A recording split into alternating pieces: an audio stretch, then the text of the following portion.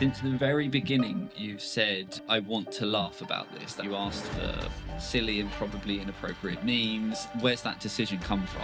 If you can laugh at it, it doesn't quite have that fear. Even though I've had the diagnosis, and I've never felt that it's going to take me. I don't know whether that's sheer bloody mindedness, whether it's arrogance, but I just have a feeling that. Hello, and welcome to the Thrive Against Cancer podcast, where we give a voice to the cancer community. My name is Toby Freeman, founder and CEO of the Ovarian Cancer Trust, cancer advocate, and your host. Every episode, we will be hosting open and honest conversations with people affected by cancer, whether personally, as a family member, clinician, or charities and organisations. We will be talking to the cancer community about the cancer community and all the things that are important to you. Today, I am sitting here with another founder of the Ovarian Cancer Trust, another cancer advocate, and most importantly, to me at least, my mum, Lorna Freeman. Hello, Mum. Hello, Toby. So this is our introductory podcast, and I hope this gives some context to people listening about our journey as a family and why we are so passionate about cancer advocacy and telling stories and everything that we do. So shall we dive straight in with why we do what we do? We do what we do because, unfortunately, in 2011, we lost our son and your brother, Robin, at the age of 24 to cancer. He had been diagnosed with a mediastinal chest tumour, which is a form of testicular cancer, in the January of 2011, and had to have treatment at a London hospital to reduce the chest tumour, which was the size of a grapefruit when it was found. And we hoped that he was going to have the tumour removed by the summer. Unfortunately, the intense chemotherapy that he had to have to reduce that tumour led on to him developing leukemia. So it was back to the London hospital again to hopefully destroy the leukemic cells. He went through 2 rounds, also had a stem cell transplant from his older brother, Adam. Unfortunately, that was unsuccessful, and in the October, we were told that there was nothing more that we could do for Rob. And he died on December the 10th, 2011. And basically, we set up the charity so that other people could find out more about the type of cancer that he had, testicular cancer, which was in an odd place, if you like. But we struggled to find anything about it, basically, while Rob was going through his treatment. And it's awful to be floundering in the dark, basically. So that's the whole reason for setting up the charity. And that was set up in 2012 and is going great guns now, still carrying on. So yeah, we're trying to carry on that legacy. We said, didn't we, at the beginning, we wanted to help one family. Yeah. Thankfully, we've done that, and many more since. And that's something that we've done as a family, and Dad's still heavily involved in, and myself too. So that was a very short version, obviously, of that entire year. Yeah. Rob was 23 when he was diagnosed, wasn't he? Yes. And we didn't know much about cancer, I think it's fair to say. We weren't the cancer family, were we? We were the diabetes and heart disease, is what we were aware of.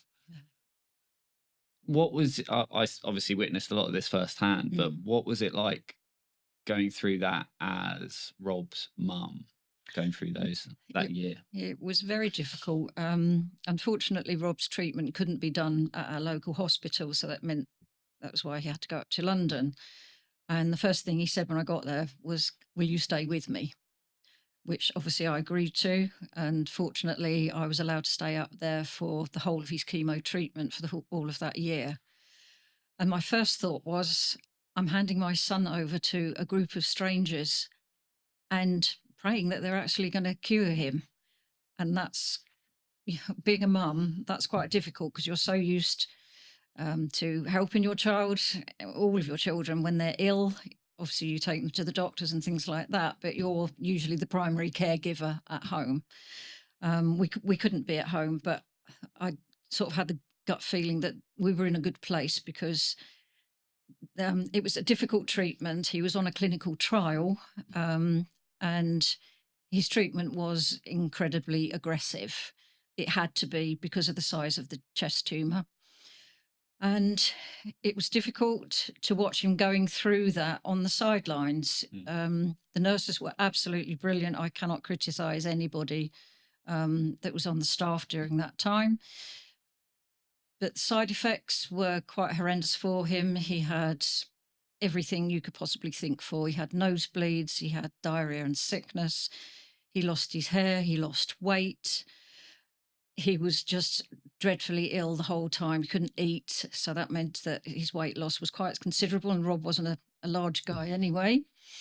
And also, every time he was neutropenic, which means that you have no immune system whatsoever, and because the chemo knocks it out, and you have to wait quite a while for your white blood cell count to come up and your neutrophils to come up, and that's very difficult to see because basically he couldn't get out of bed most days. If he felt well, then he'd take a little stroll, we'd have a shower, but all the basic things are taken away from him that you take for granted, like going down to the shops, things like that. It would take a few days as I say, for the neutrophils to come back up again. But then he'd go through what he always called his antsy period because he was starting to feel better, but they were rather cautious about him going out into the wide world because of risk of infection, which is obviously huge when you've got no immune system to fight it. They didn't sugarcoat it at all, and they said that very often what takes a cancer patient is an infection. Yeah. So we knew what we were up against. So he would stay in the hospital for a while. He did manage to have breaks at home. They were never long enough for Rob. And at that point, I would then become his primary caregiver at home, which, considering the amount of medication that he was on, was really daunting because there's always the risk. You think, oh, am I going to overdose him on this? What are the timings? I literally had to write everything down in a notebook, timings when I'd given it to him. If there was anything unusual, luckily there was a chemo line, telephone hotline that we could ring. And if they were concerned about something, then that meant another trip back up to London. Sometimes it was that he might need a blood transfusion because he was anemic. He might need antibiotics. So the whole year was based around Rob going backwards and forwards to the hospital. But also, you want to try and lead as normal a life. When he was out of the hospital environment, he wanted to live his life. He wanted to see his friends and things like that. So they were very good. I'd always say to his friends, as long as you're not infectious, yes, you can come round. Just wash your hands really well and all that sort of thing. And they were absolutely brilliant. So Rob did have a little bit of normality. As I say, we were hoping to get him to the point of surgery, but that unfortunately didn't happen. Yeah, and along with being his primary caregiver, I think it's fair to say you were his primary punching bag as well. Absolutely. Whipping boy, Whipping boy, yeah. Yeah. Incredibly difficult. Yeah. But understandable, unfortunately. Understandable. I actually, the hospital it was had very good Macmillan department. So I did go in and talk to somebody who's in there, and I was actually given quite good advice. She said, just because he's ill doesn't mean he has to be horrible to you. She said, if it gets too much, just say to him, I'm sorry, I can't deal with what you're talking about at the moment. I'm just going to go out and get a coffee. And for me, that worked every time. I would use that phrase, can't put up with what you're saying to me, and I've got to take a break. And by the time I came back, he would always apologise. It was nothing personal. He just needed to vent. But there's some days you can cope with it, and some days you're not. You're not able to because you're only human. So, absolutely. Yeah, very hard, but could deal with it. So that's a really good lesson to take away from that. Great advice from the Macmillan nurse. Was there any other lessons you learnt during that year? going through all that. Yeah, you have to take care of yourself. If you wear yourself to frazzle, you're not actually doing whoever you're looking after any good because you've got nothing to give. So I I did meditation in the morning before I'd get up, have my shower, go back to the bedroom that I was in, and I would do meditation, just calm myself down, and that would basically set me up for the day. I would take short breaks because obviously Rob slept a lot Mm. while he was going through chemo because he was so fatigued. So I could walk up to the local shops, get out in the fresh air, and just feel like a normal person for a while rather than a care person. I never resented the fact that I was, but you definitely need to take care of yourself. Whatever that is, go and get a cup of coffee, just go for a stroll out in the fresh air. But for me, that worked a treat. Mm. And we lost Rob, and obviously we set up the charity quite quickly. Mm. Grieving doesn't really stop, as we know. Mhm. There was some catharsis found in the charity. Yeah. But that wasn't the end of cancer affecting our family No. either. Do you want to talk about what's happened over the last year and a half? Yes, yeah. Adam, our oldest, your oldest brother, unfortunately was diagnosed with a rare form of non-Hodgkin's lymphoma last summer. He's now receiving treatment for. And in January this year, I was diagnosed with ovarian cancer. So, coming from a family that had no history of cancer in our family, there's now three of our family of five that have been diagnosed with different cancers, which is quite hard to get your head around sometimes. I don't know any other family that has got it. I know there are, but not in our local community. And you think, what on earth is going on? Not that what we are doing wrong, because you don't always do something wrong to develop cancer, but it's very difficult to have to deal with that side of it.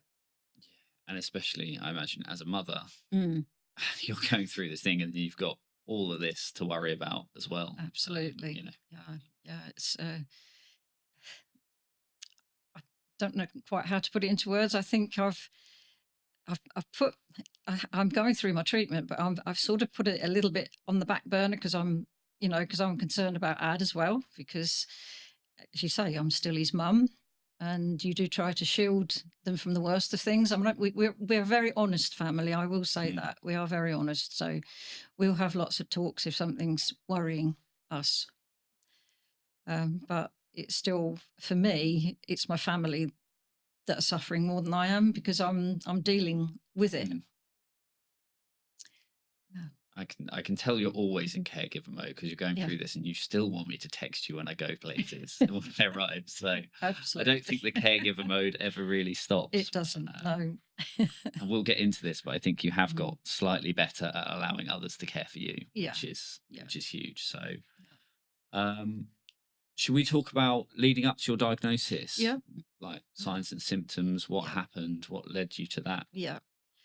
I'd only had one symptom, I'll be honest. I've always had problems with my stomach, IBS, etc., etc. And when I woke up one Tuesday morning with a pain in my lower left pelvic area, I thought, oh no, here we go. I'm having an IBS flare up. It sort of died off during the day, but I woke up with it again the next day. And I thought, no, I've got to go to the doctors. This is really painful. It was actually more painful than I've experienced before.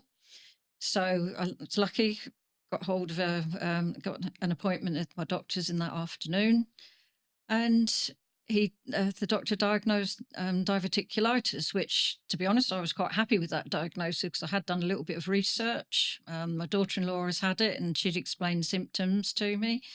And I thought, well, yeah, this is what it is. So I was put on a course of very strong antibiotics, but told to come back after they'd stopped, which was a week later.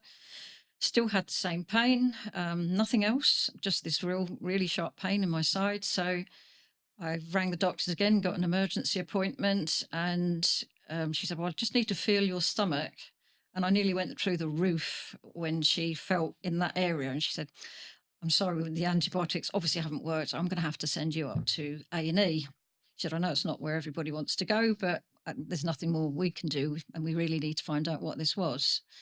So ended up at A&E and cut a long story short, because we were there quite a while, had a CT scan and they came back and said, this isn't diverticulitis. We suspect it is probably ovarian cancer, which totally shocked me. They said, but we've got to do more tests. So we'll do the tests over the next couple of days and then we'll give you a positive diagnosis.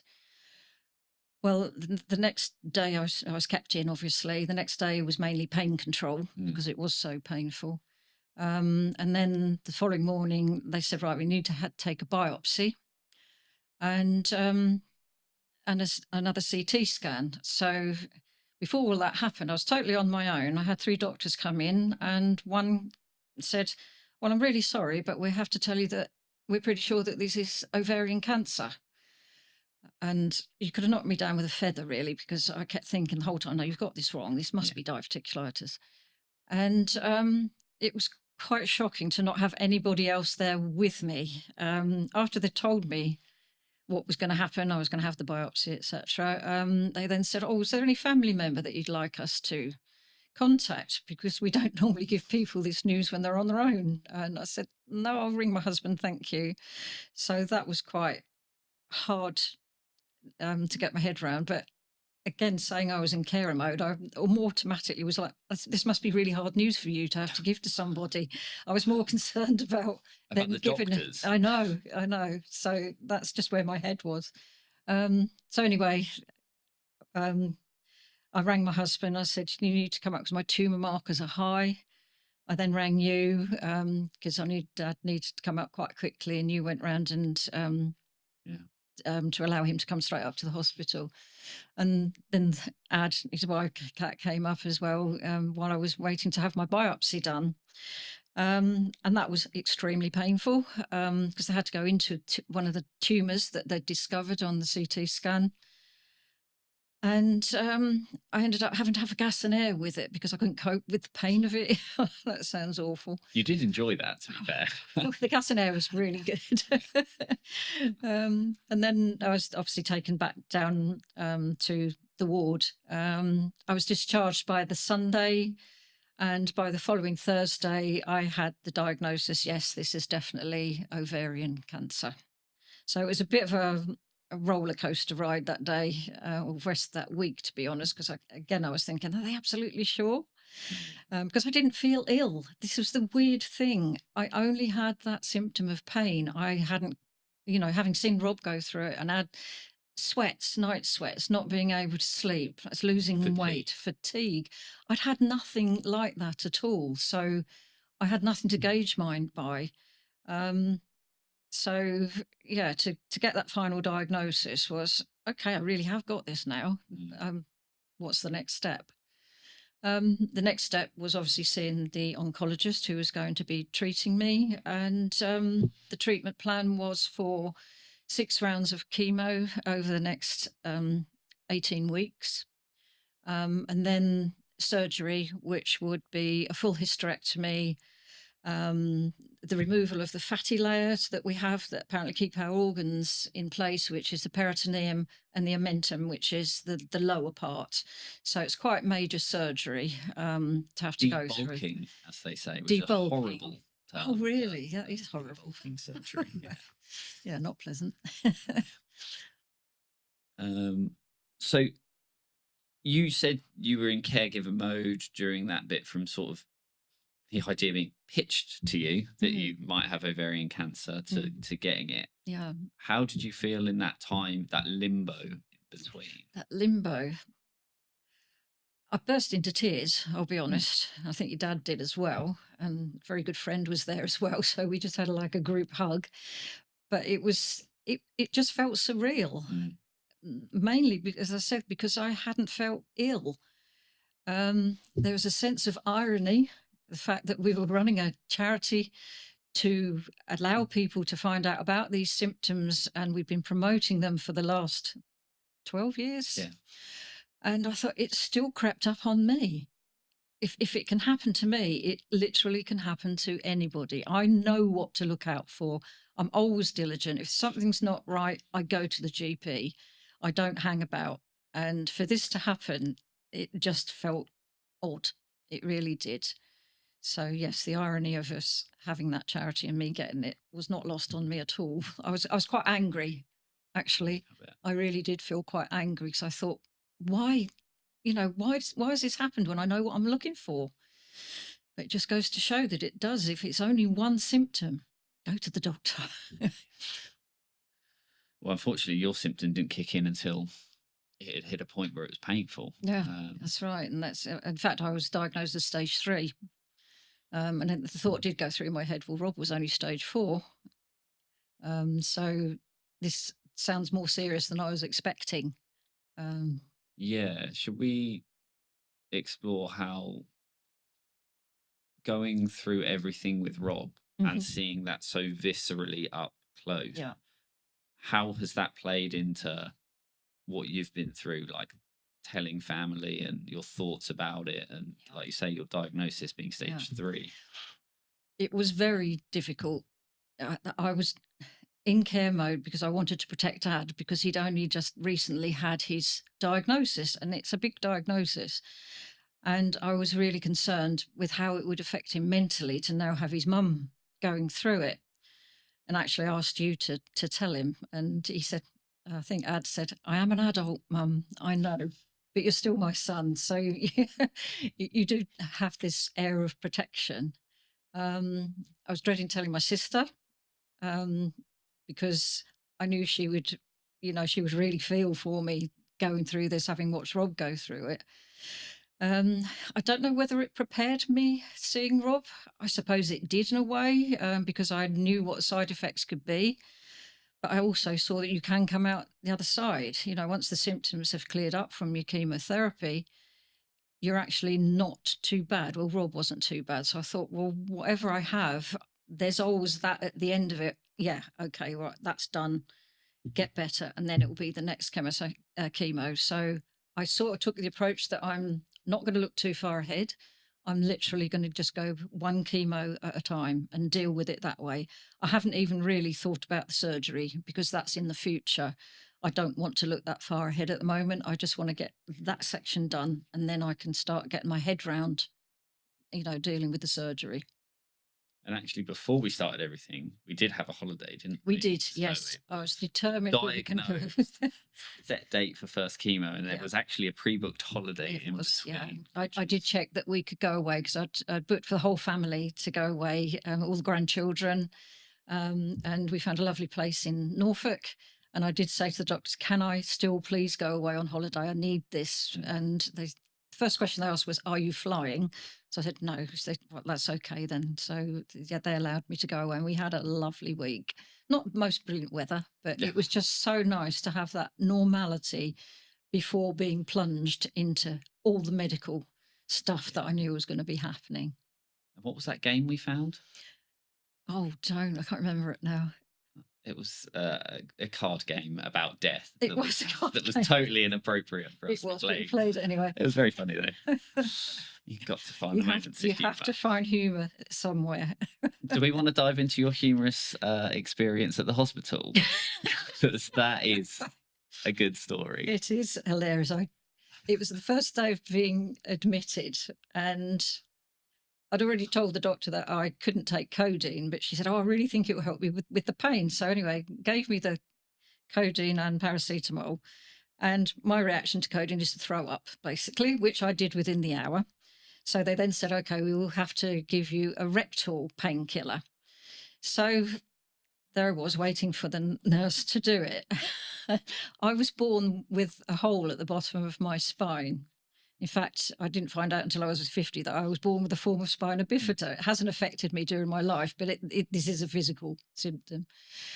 And this poor nurse, I was thinking, she's taken a long time. And I could feel this scratching. And I thought, what is she doing? And she turned to my husband, who was there, and she said, your wife has a very small rectum. And I said, I think you're trying to put it into the hole at the bottom of my spine. And if it hadn't have been so, my pain hadn't have been so bad, I would have been in hysterics. So, yeah. It was just, well, I don't know whether she was embarrassed, but she said, "Oh, okay," and she just then proceeded to put it in the right place. But I tell that story to everybody because it just makes me laugh every time. And you have said since the very beginning, you said, I want to laugh about this. That was one of the first things you said to us. Yeah. You asked for Yeah. silly and probably inappropriate memes, Yeah. and let's not shy away from it. Yeah. And where's that decision come from? I think it lessens it. If you can laugh at it, it doesn't quite have that fear. Um, it it is odd, but even though I've had the diagnosis and it's late, stage 3, I've never felt that it's going to take me. Mm. I've never felt that, okay, this is it. And I don't know whether that's sheer bloody mindedness, whether it's arrogance, I don't know, but I just have a feeling that it's not going to take me. It might come back and bite me on the arse, basically, but you don't know. But you have to have the optimism that, yeah, I can do this. I really can. I mean, I'm not one to shy away from complementary therapies. I think for myself, it works very well. Go side by side, and I have a very good friend who's been giving me Reiki healing. And I know people can poo-poo it, but for me, it just relaxes me. Mm-hmm. It can take me to another place mentally, and I just find it really reassuring. And I can also perform Reiki on myself, so I do that, and it just gives me the feeling that I've got some tools of my own, let alone the chemical side of it and the medical side of it. I've got tools of my own that's enabling me to deal with it. Might not, I'm not ever going to say it's going to cure it just by Reiki alone, because I think the two do, you have to have them tandem. But I've thought, yeah, I'm probably feeling in a stronger place than Rob was, because Rob was so ill before he was diagnosed, poor lad. Whereas, as I said, I haven't felt ill. So it's, for me, it's like, yeah, you're not taking me. You've had one of my family. It's not happening again. So yeah, sheer bloody mindedness, I think, and stubbornness, as one of my granddaughters have said. No comment. But yeah, and you were also in therapy Yes, as well, ongoing, which is something that you've really dived into over the last few years, which is fantastic for your mental health. Yes, which, again, just complements. It does, yeah. Your mindfulness. Yeah, I mean, I hadn't dealt very well with the grief side of it with Rob, and finally, I think you said, "Mum, you need help." I seem to remember a conversation. Yeah. Go along that line, and I found an absolutely wonderful therapist who's helped me deal with the grief side of it. And she's now helping me. I now have a top up once a month with her, and we just discuss things. She's very good at giving me processes to be able to deal with various things. So, yeah, that sort of therapy helps as well. I love that idea of a top up, because it just depletes a little bit and then you get a top up. That's it. It doesn't get down to that low level that I was before and hadn't realised that I was at. It took somebody else to tell me that I was at that low period. I thought I was dealing with it, but you don't. You do need help sometimes. And I think this mindset that you've had around what you're going through has permeated to the wider family as well. There's a couple of things. Very early, you refused to call it an experience. Yep. The journey. Do you want to share what we're calling it? We're now calling it a cancer blip, because that shrinks it to a size you can deal with. Journeys and an experience, for me, the connotations are a lovely thing to happen. You go on a journey, you go on a lovely holiday, you experience something you really like. And I thought, no, it's not having that strength over me. It's a blip. I want to shrink it. Yeah. So that's what we came up with. That's brilliant. I love the idea of the blip. And I suppose you talked about the grandchildren. Obviously, myself and Ad have grandchildren. Children. And there's your normalization of this has, led into a normalization across all the generations. I think we've always been very honest with our kids about what's happened with Rob. We actually, I grew up without an uncle. Adam was very young when an uncle passed, and that was very normalized. So grief and death have always been quite normal in our family in that way. But your normalization of the cancer blip has also meant that the kids in our conversations, they're coming like, do you want to talk about the first time? I can only speak for my kids, what they did when they saw you, because there'd been lots of illness, so we hadn't been able to see you. That's right. Yeah, I couldn't see them from the half-term holidays. They'd been ill with your children. Chicken pox. In the process, after the first chemo, I lost my hair. Got to the point where it was just falling out in handfuls. So made the decision, right, it's coming off. I can't bear this in the shower, all this hair falling all the time. So Dad shaved my head for me. And the first thing Flo wanted to see when can I see your bald head, Grandma? So I had to take my hat off. I said, yeah, come and have a feel of it. It feels like a baby hedgehog, doesn't it? And that was fine. Curiosity sorted. And, that was it. She was absolutely happy with that. And my oldest granddaughter, bless her, she'll when she's sometimes around, she'll come up and put a hand on my tummy and she'll say, is your cancer okay today, Grandma? And I'll say, yes, darling, I've had my medicine and the medicine's getting rid of it. And she's happy with that. You don't need to frighten them. I think if you pretend, kids are very astute. They will know that you're pretending or lying to them. And I never wanted that. So I think being upfront, it was quite a decision to have to make to tell them, I think, with the new boys part, how much you tell them, but it's actually worked from my experience. They're not worried and they know they can ask me anything as well. So that's a good thing. Yeah, I think that's been really powerful for them just going through this. And there are some amazing resources out there to support those sort of things. Yeah. You're still currently in treatment. Yes. Do you want to talk about where you're at and potentially what the future holds? Yeah, I mean, it hasn't all been plain sailing with the chemo. My second chemo I had a reaction to, which was quite frightening at the time. It was dealt with immediately, I have to say, but it was quite scary. So I couldn't breathe very well. I was coughing. I went red hot body-wise. I had a horrible pain down my spine and I saw bubbles in front of my eyes. And this all happened literally within being on chemo for about 10 minutes. So that was stopped. And then they had to continue very slowly. So I was there having my chemo till about nearly 7 o'clock at night.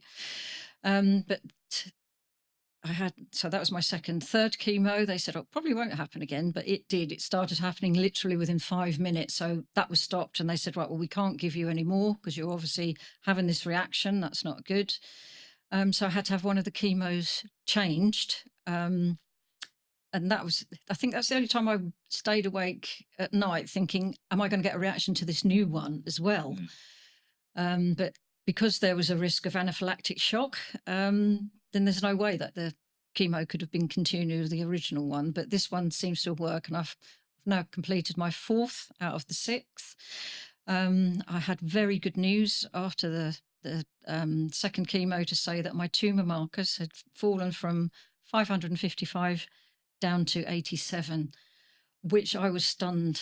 I mean, such great news, but I thought he's going to say it's going to be about 300 something, which I was expecting it to drop because obviously, again, having had experience of Robin, I knew the chemo manages usually to drop the tumour markers, but for 87, I thought it was amazing. And after the last chemo, I was told that they'd dropped down to the 50s. Brilliant. So that's amazing. They did say that the cancer responded very well to the type of chemo. So that was, in black and white, it's working.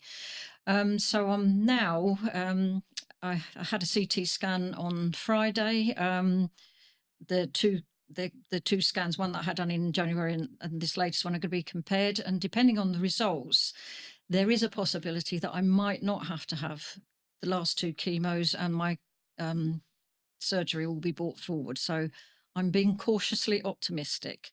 If it doesn't happen, it just means, okay, we'll go back to the original plan. I'll have the other 2 chemos and the surgery will be later on in the year. So either way, I'm sort of preparing myself for it.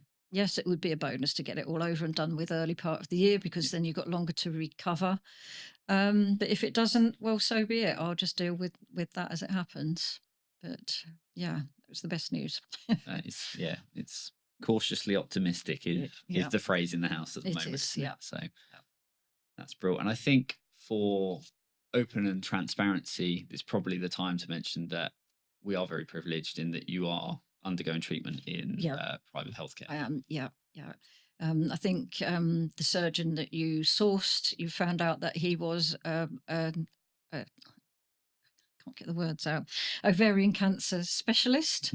And my husband luckily has bupa, so we're now at the local hospital. I mean, it's not because the NHS I had any problem with them at all. I cannot praise them up enough, because literally from diagnosis to starting the chemo was 3 weeks, and that is incredible.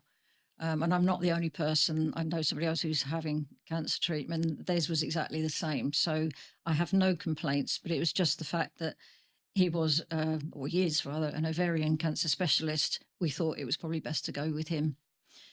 So, yeah, and he's absolutely amazing. Absolutely. So how are you doing now mentally? What influences are you drawing upon to deal with what you're currently going through? I think the influences are mainly because it changes your perspective in life.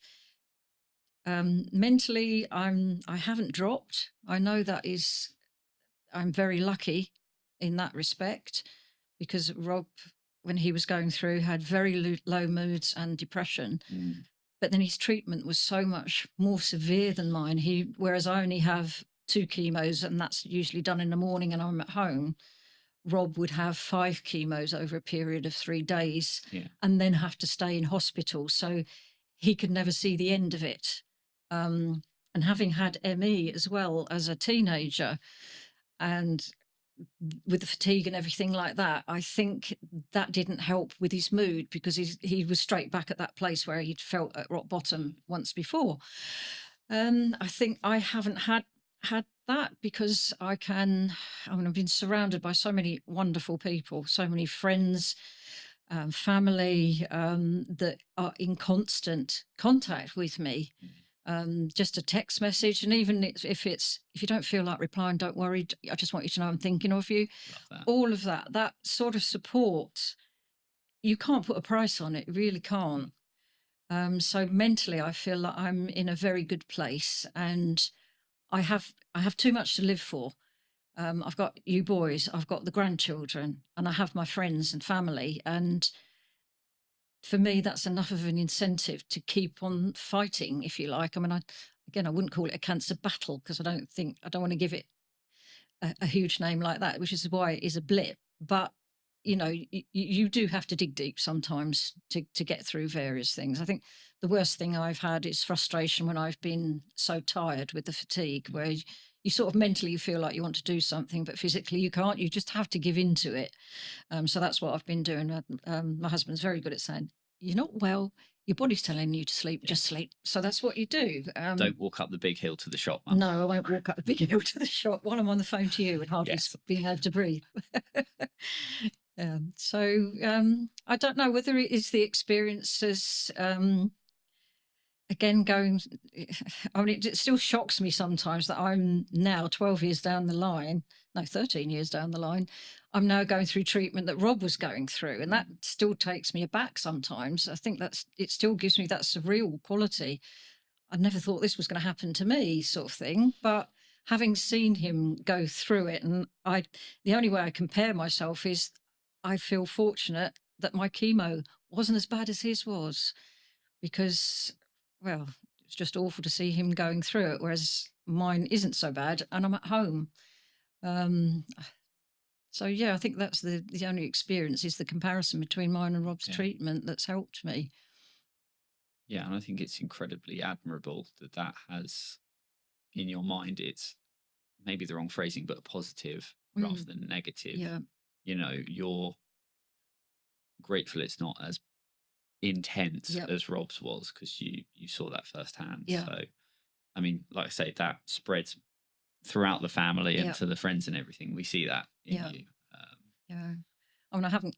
The only time I did cry was when I was told it was the diagnosis, because that was quite a shock. But I haven't cried, I don't think, in front of the family. Not that it would matter that I had, because I know it would just be, right, hug, mum needs a hug sort of thing. But I just want to try and keep positive, because I think mentally you can help yourself a lot better than perhaps some other people can, because they're not going through it. They support you.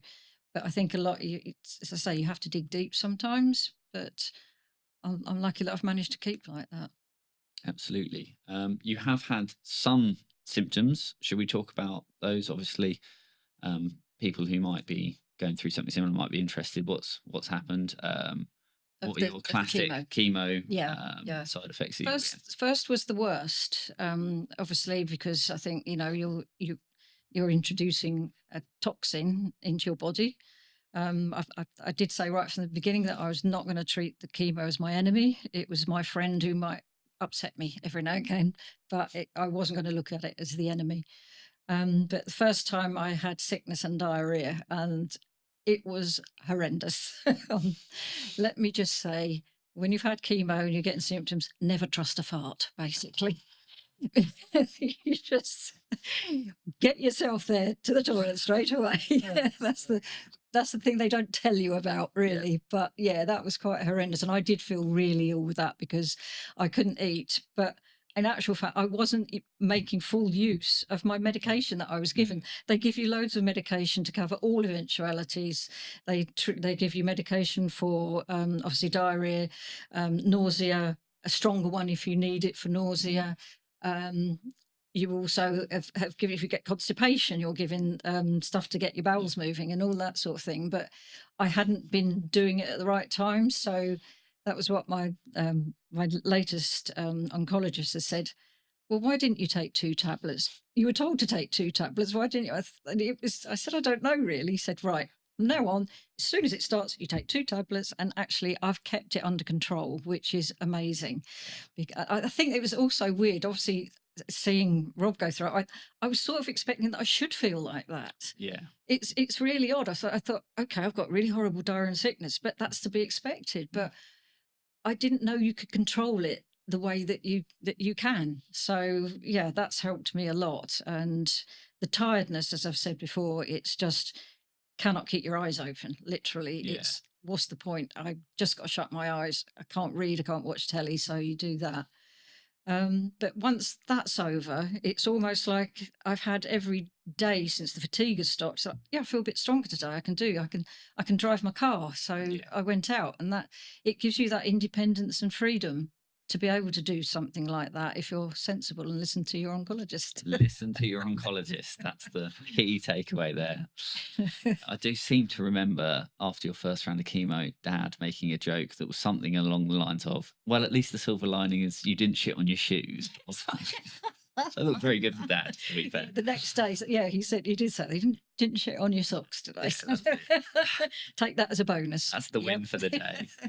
Excellent.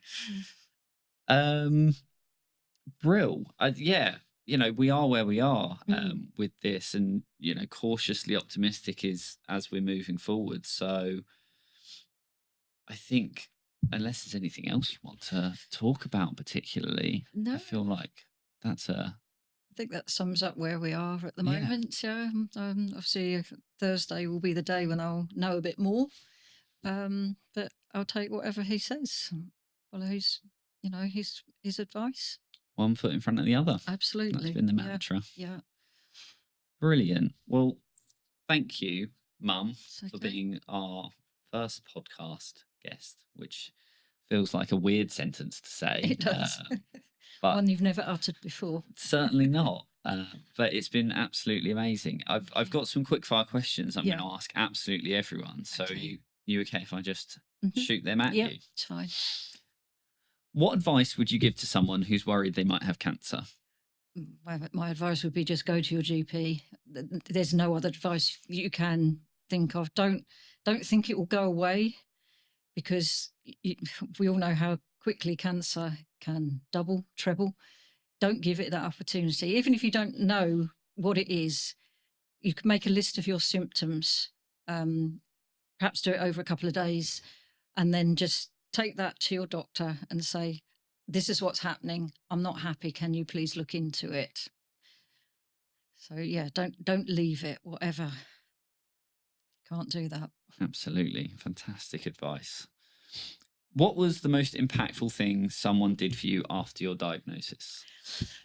It's not one particular person. It's, again, my friends and family just showing unconditionally how much love they had for me. It was just amazing. It could be, as I said, just a text to say, I'm thinking of you. I had bunches of flowers. My front room looked like a florist because I love flowers anyway. So that was very welcome. The offers of help that I've had, or if Mark can't take you to chemo, just give me a ring and I'll take you up there. I'll sit with you. Mm. And not even what I would call close friends, but just people that I know. They just want to do something. And that's just incredible. And that alone gives you a boost because there's so many people that just want to help me, and the family. It's not just, I've had so many people say, how's Mark coping? Mm. And and they'll talk to him as well, because sometimes when you're the person going through it, it is quite difficult for people next to you to be considered, and it's not done through any other reason. Otherwise they're focusing on you and how you are, but of course, like we've said, it affects the whole family. And I have so much gratitude to everybody that's just sent me a text or a message, anything, just pop round, say, do you want to go for a walk? That sort of thing. Or they're so understanding as well. It's like, one of my friends, she'll text, say, do you want to go for a walk? Do you want a coffee? Do you just want just a quick visit in your house? And it's lovely because it just, yeah, it's given me the choice as well. Yeah. They're not trying to force you into doing things, but they're just saying, look, we'll do whatever you're capable of doing at this moment. So, yeah, absolutely brilliant. A lot of love there, Mum. Yeah, so lucky. And I would never abuse that because they're just amazing people. What's the worst thing someone has said to you about having cancer? I haven't actually had anybody say anything, That's great. which is good. I mean, again, people have wanted to tell you about success stories of their family or friend that they might know. One of our neighbours said, my mum had exactly the same thing and she was in her 70s. She lived until she was 90. And it's all these positive affirmations that, again, it boosts you to think, yeah, it can be beaten. I know we've had the worst of experiences with Rob, but it just gives you that little glimmer of hope. Actually, yes, it can. It can be beaten. So you just hold on to that, which I'm doing, hopefully. Brilliant. You have got some good people around you. Yeah, I'm very absolutely. glad no one's saying anything. Nope. Anything awful. What advice would you give to someone recently diagnosed with cancer? I would say, if you can, take somebody with you to appointments. I think that's because sometimes you're not feeling very well. And I think that was my role with Rob. When he wasn't able to verbalize what he was feeling, I could then say that to the medical person that was looking after him. I think that's quite important because it worked for us. I always have somebody, Mark and yourself and brother-in-law have all been up with me to chemo. So I think it just helps you to have somebody there, if you can do that. I mean, don't read too much, don't Google it. You don't always hear the good things on there. And I mean, I did I did almost slip down into that. And I started reading, I thought, no, I don't want that thought in my head. I want to know the positive side. So, yeah, I know, well, I suppose our charity is forewarned is forearmed, which is why we do it. But if you've been diagnosed with whatever charity you have, make use of the facilities that are available. Macmillan, people do struggle because they're not able to work. Find out all of that, the charities that can help you.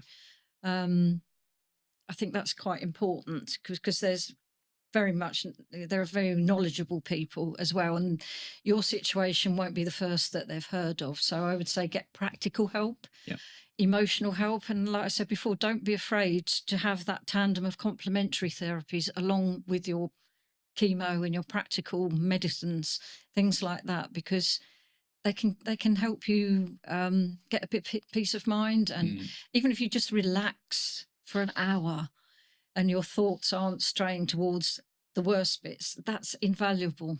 Yeah, Definitely. absolutely. Just those little top-ups needed. Yeah. What's the biggest lesson you've learned from having cancer? To take each day as it comes, I think. It does change your perspective. Your dad's talking about rethinking his retirement, because it does put into sharp focus. You're not here forever. You don't know what's around the corner. And you do need to live your life, make the most of your family, your friends, all of that. I think that's the biggest thing, because for me, it came totally out of the blue. So I wasn't prepared for that.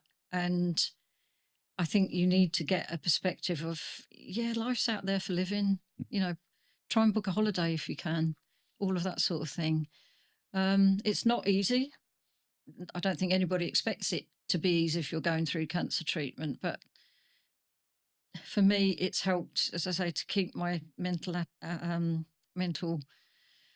it's positive. It's a positive. I know that doesn't happen for everybody. And, I think also within hospitals, there are plenty of people there that will help you. There's so much on offer.